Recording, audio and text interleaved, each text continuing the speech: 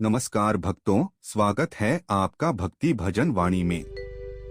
आज हम सुनेंगे भगवान शिव के 12 ज्योतिर्लिंगों की कथा और महिमा। कहते हैं कि जो भी इन 12 ज्योतिर्लिंगों का दर्शन करता है वह सभी पापों से मुक्त होकर मोक्ष की प्राप्ति करता है।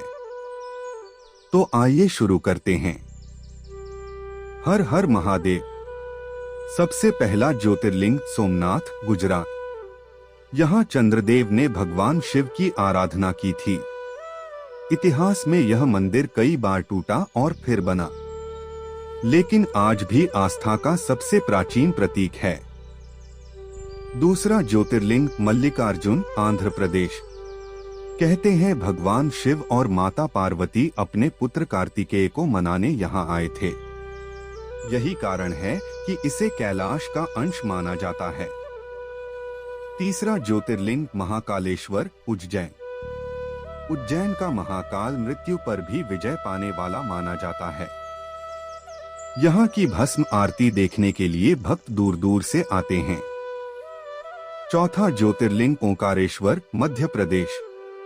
नर्मदा नदी के बीच आकार के पर्वत पर यह शिवलिंग स्थित है।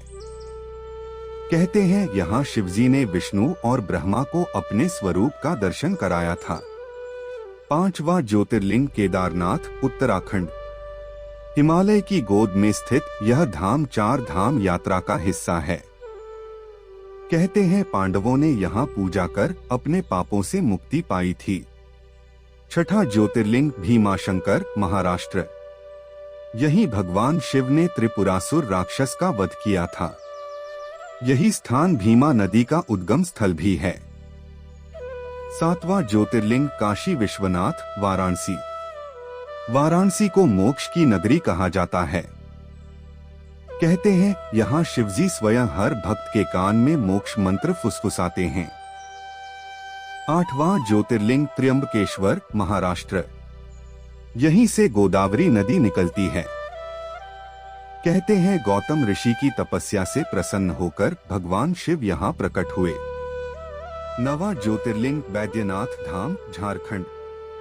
यहाँ रावण ने शिवलिंग की स्थापना की थी, इसलिए इसे रावणेश्वर भी कहा जाता है।